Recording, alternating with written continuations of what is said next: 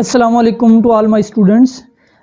आज हमारा lecture number 4 है 9th की बायो का सेकंड चैप्टर का।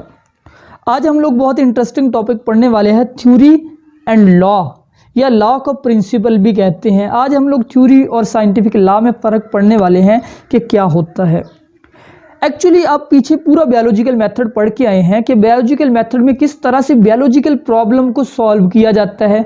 उसके स्टेप आप लोगों ने पढ़े हैं, हाइपोथेसिस, डिडक्शन, फिर डिडक्शन के ऊपर एक्सपेरिमेंट करना। तो व्हेन अ हाइपोथेसिस, जब साइंटिस्ट कोई हाइपोथेसिस बनाए, आपको अच्छे से पता है हाइपोथेसिस सिर्फ एक ऐसे मफरूज़े को कहते हैं जो किसी साइंटिफिक प्रॉब्लम के आंसर के तौर पे बनाया जाता है। जब हाइपोथेसिस बनाया जाता है फिर उस पर टेस्ट किए जाते हैं, उस पर एक्सपेरिमेंट किए जाते हैं। So when a hypothesis is given a repeated exposure, exposure का मतलब होता है सामना, टू एक्सपेरिमेंटाइजेशन एंड नॉट फाल्सिफाइड, यानी कोई हाइपोथेसिस उसका सामना किया जाए, किससे? एक्सपेरिमेंटाइजेशन, उस पर तजर्बे किए जाए और वो गलत साबित ना हो, वो सही साबित हो। इट इंक्रीजेज बायोलॉजिस्ट कॉन्फिडेंस, तो बायोलॉजिस्ट का एतमाद बढ़ जाता है कि मेरा हाइपोथेसिस बड़ा दुरुस्त है। फिर क्या होता है, वो वाला हाइपोथेसिस जो है may be used for formulating new hypothesis, उससे कई नए हाइपोथेसिस भी बनाए जाते हैं। मिसाल के तौर पे एक हाइपोथेसिस है कि all living organisms are made up of cell.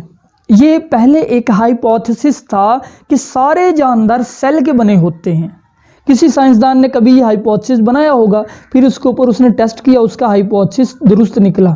फिर उसने किसी दूसरे जानदार को लिया, पहले समझ ले कि उसने इंसान को देखा तो इंसान सेल पर मुश्तमिल, फिर उसने पौधे को देखा, पौधा भी सेल पे मुश्तमिल, फिर उसने कीड़े को देखा, कीड़े पे हाइपोथेसिस बनाया कि उसकी बॉडी सेल, तो उसने देखा कि सारे जानदार सेल पर मुश्तमिल है।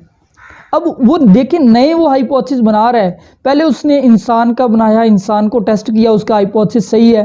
फिर उसने प्लांट पर हाइपोथेसिस बनाया, वो सही है। अब उसका कॉन्फिडेंस बढ़ता जा रहा है और उसके एक हाइपोथेसिस से और नए हाइपोथेसिस निकलते जा रहे हैं। तो ऐसा हाइपोथेसिस फिर जो कभी गलत साबित ना हो वो बन जाता है थ्योरी। उसको हम फिर हाइपोथेसिस नहीं कहते, वो थ्योरी कहलाता है।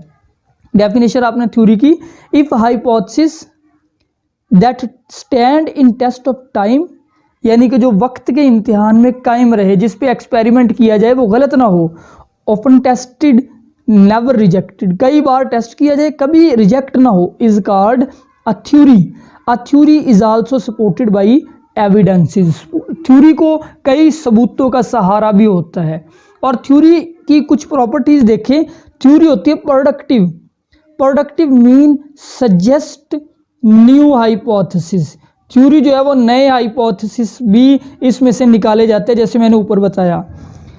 खैर जब थ्योरी बन जाती है ना, testing goes on theory. Theory के ऊपर भी कई साइंटिस्ट टेस्ट करते रहते हैं कि शायद गलत हो जाए, शायद थ्योरी भी गलत हो जाए। अगर थ्योरी भी गलत साबित ना हो, बाद में कभी थ्योरी एक बार भी गलत साबित ना हो, if theory survive such doubtful approach, theory के ऊपर टेस्ट किए जाए, थ्योरी उसमें भी सर्वाइव कर जाए, सर्वाइव यानी बच जाए, फिर वो लॉ बनती है। यानी लॉ थ्योरी से अगला लेवल है। तो लॉ क्या होगा? लॉ इज कांस्टेंट, यानी कि कांस्टेंट मीन पक्का, लॉ तब्दील नहीं किया जाता कभी भी। And uniform fact of nature, कुदरत का एक पक्का और मुस्तकिल कानून होता है। It is an irrefutable theory.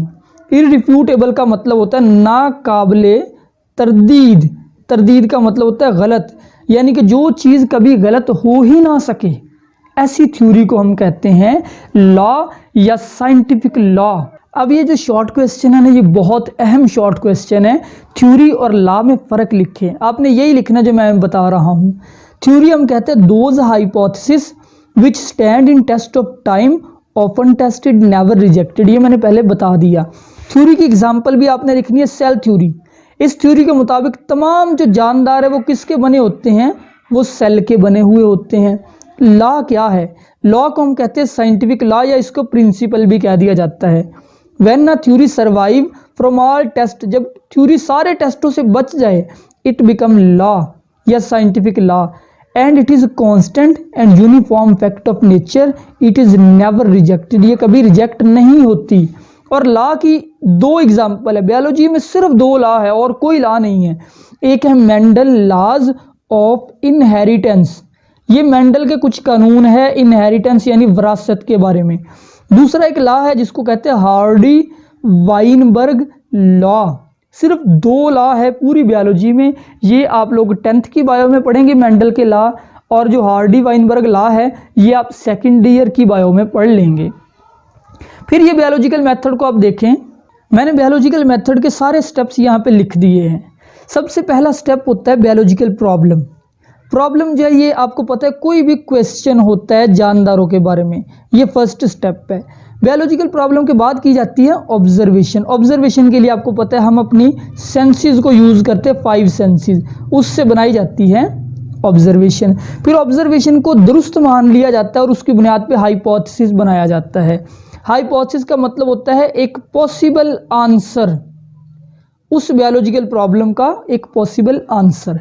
फिर हाइपोथेसिस को सही मानकर उससे डिडक्शन निकाली जाती है, यानी डिडक्शन के लिए इफ़ एंड देन को यूज़ किया जाता है कि अगर ये बात दुरुस्त है तब ऐसा होना चाहिए। पीछे एग्जाम्पल मैं आपको दे चुका हूँ। फिर किया जाता है उस डिडक्शन के ऊपर एक्सपेरिमेंट, और याद रखें कि एक्सपेरिमेंट के लिए हमेशा 2 ग्रुप बनाने चाहिए, एक एक्सपेरिमेंटल ग्रुप, दूसरा कंट्रोल ग्रुप। फिर एक्सपेरिमेंट जो है वो कर लिया जाता है, उसके समराइजेशन ऑफ रिजल्ट यानी एक्सपेरिमेंट के नताइज को जमा किया जाता है। अब जो नताइज है उनकी बुनियाद पर 2 चीज़ें हो सकती हैं। पहली चीज़, आपका हाइपोथेसिस प्रूव ना हो, यानी हाइपोथेसिस गलत हो जाए जो आपने बनाया था। फिर क्या किया जाता है, फिर दोबारा वापस जाया जाता है और न्यू ऑब्जर्वेशंस बनाई जाती हैं, और न्यू ऑब्जर्वेशन की बुनियाद पे कोई और हाइपोथेसिस बनाया जाता है, उसको टेस्ट किया जाता है।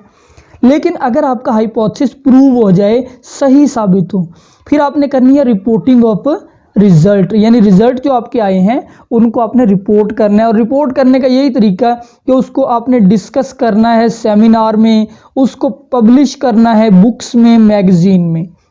फिर उसके ऊपर मज़ीद और टेस्ट होने हैं, मोर टेस्टिंग। अगर वो मज़ीद टेस्टों से भी बच जाए वो थ्योरी बन जाएगी। अब थ्योरी के ऊपर भी टेस्टिंग जारी रहती है, थ्योरी के ऊपर और ज़्यादा टेस्ट होते हैं।